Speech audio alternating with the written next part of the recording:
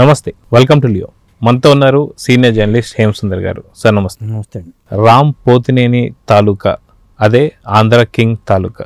So trailer అయితే వచ్చేసింది. ఈ ట్రైలర్ చూసిన తర్వాత సినిమాపై అంచనాలు కావచ్చు, సినిమా ఏ యాంగిల్లో వెళ్తుంది అంటే ఏం చెప్తారు? అంటే ఒక హీరోకి ఒక అభిమానికి మధ్యలో సంఘర్షణ సినిమా అని చెప్పొచ్చు. రాహుల్ రామకృష్ణ రామ్ పోతినేని మధ్యలో క్లైమాక్స్లో ఈ ట్రైలర్లో చివరిలో ఒక డైలాగ్ ఉంది, సాగర్ సూర్యుడు రెండు కలిసినట్టే ఉంటాయి కానీ ఎప్పటికీ కలవు అనే మాట ఉంది. అంటే వాళ్ళిద్దరి మధ్యలో అంత అగాధం ఏమైనా ఏర్పడిందా, ఎందుకు ఏర్పడింది, ఎవరు ఏర్పాటు చేశారు అగాధాన్ని, దాన్ని వీళ్ళు ఎలా పరిష్కరించుకోగలిగారు అనేది ఓవరాల్గా కథ అనుకుంటున్నాను నేను.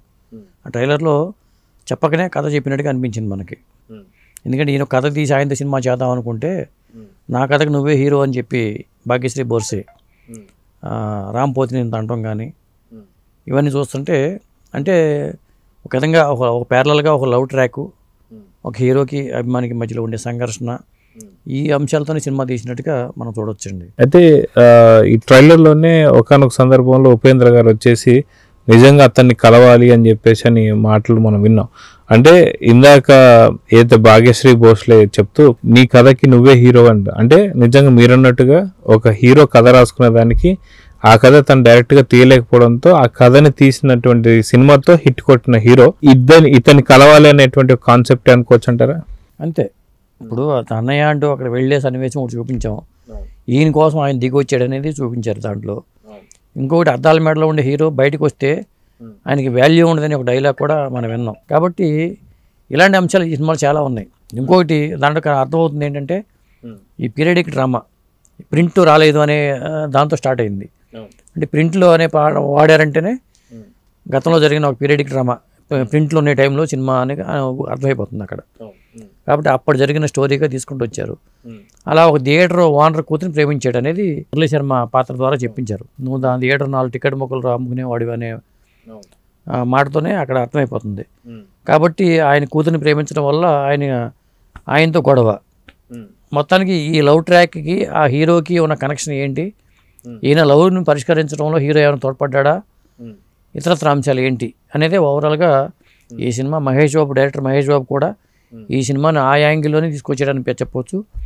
చెప్పకనే కథాపరంగా మొత్తం లైన్ అంతా మనకి ఈ ట్రైలర్ ద్వారా చూపించారని అర్థమైపోతుంది. అయితే రామ్ పోతినేని ఇటీవల మరి భారీ హిట్లు అయితే మనం చూడలేదు. సో ఇది ఒక మంచి కథాంశాలాగా అయితే కనిపిస్తుంది. కాకపోతే ఇది ట్రూ స్టోరీ అనుకోవచ్చా లేదా ఏంటి, ఈ కథతో సూపర్ డూపర్ హిట్ కొట్టే అవకాశం ఉందా అంటే ఏం చెప్తారు? అంటే ఒకటి మాత్రం నిజమండి, ఈ సినిమా టైటిల్లో సగం మాటలు కొట్టేశారు వీళ్ళు. ఎందుకంటే పిఠాపురం ఎమ్మెల్యే గారి తాలూకా అనే పదం ఎంత హిట్ అయిందో తెలిసిందే. అలా ఆంధ్ర కింగ్ తాలూకా అనే టైటిల్ ఒక డిఫరెంట్గా ఉంది, డిఫరెంట్ కాన్సెప్ట్ అనేది అర్థమవుతుంది. అలాగే మరి హీరో ఇతని కోసం వచ్చే సన్నివేశాలు చూస్తుంటే నాకు కథానాయకుల క్లైమాక్స్ రజనీకాంత్ గారి జగద్బాబు సినిమా ఆ క్లైమాక్స్ సన్నివేశాలు ఆ సినిమా హైలైట్. తన చిన్ననాటి మిత్రుడి కోసం ఆ హీరో ఇంటికి వచ్చి చూడటం అనేది అది చాలామంది హృదయాన్ని కదిలించింది. అలా ఒక సూపర్ స్టార్ సూర్య తన అభిమాని సాగర్ కోసం ఏం చేశాడు అనేది ఓవరాల్గా ఈ కథ. ఎప్పుడైనా సరే అది ఆ ఫాంటసీ ప్రపంచంలోకి జనాలు యాక్సెప్ట్ చేస్తారు. ఎందుకంటే ఒక సూపర్ స్టార్ దిగి రావటం అంటే అభిమాని కోసం ఎవరు వస్తున్నారు చెప్పాలంటే, అభిమాని వస్తే ఫోటోలు తీసి పంపిస్తారు తప్పితే తక్కువ మంది ఉన్నారు అట్లాంటి సూపర్ స్టార్స్. సాధారణంగా మరీ ఈ స్థాయిలో రారు. ఒక విధంగా మళ్ళీ ఈ సినిమా చూసిన తర్వాత మన హీరోలు కానీ పెద్ద పెద్ద హీరోలు కూడా ఆ స్థాయిలో, ఎందుకంటే పలానా ఈయన అభిమాని హీరో వస్తేనే పెళ్లి చేసుకునే వాళ్ళు చూసాం మనం, ఆ పెళ్లికి వాయిదాలు వేసుకునే అభిమానులను చూసాం మనం. అంత పిచ్చి ఉంటుంది ఒక హీరో వచ్చిన వాళ్ళు కూడా వీళ్ళని చూస్తేనే అంత ఉంటుంది. హాస్పిటల్లో ఉన్న పేషెంట్లను కూడా హీరోలు చూసిన సందర్భాలు ఉన్నాయి మనకి. జూనియర్ ఎన్టీఆర్ది కనిపిస్తుంది. అలాగే ఇలాంటి పెద్ద పెద్ద హీరోలకి కూడా చాలా సందర్భాలు ఉన్నాయి. అంటే అది వాళ్ళ దాకా వెళ్ళదు సాధారణంగా. నన్ను ఇంత అభిమానిస్తాడా అనే విషయం కూడా ఉండదు, తెలియదు వాళ్ళకి. తెలిస్తే వాళ్ళు ఎలా రియాక్ట్ అవుతారు అనేది కూడా ఒక కీలకమైన పాయింటే. కాబట్టి తీసుకున్న లైన్ కూడా బాగుంది, డైరెక్టర్ తీసుకున్న లైన్ బాగుంది. మరి ఎలా నేను హ్యాండిల్ చేశాడనేది తెర మీద చూడాలి. సో ఇక్కడ హీరో రామ్ పోతినేని, అదేవిధంగా అక్కడ అదే సినిమాలో తెరపైన హీరో ఉపేంద్ర.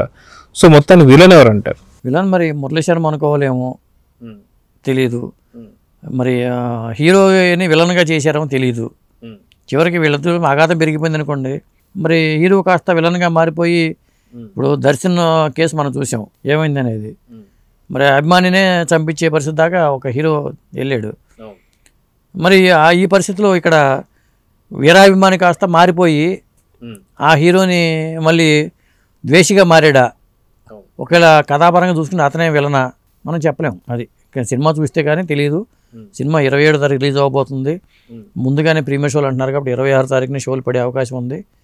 మొత్తానికైతే ఇంట్రెస్టింగ్ కథాంశం. రామ్కి ఒక మంచి హిట్ వచ్చే అవకాశం ఈ సినిమా ద్వారా కనిపిస్తుందండి. సో చూద్దాం సార్, ఖచ్చితంగా వచ్చే వారంలో రిలీజ్ కాబోతున్న ఈ సినిమా పైన అయితే అంచనాలు అయితే భారీగానే ఉన్నాయి.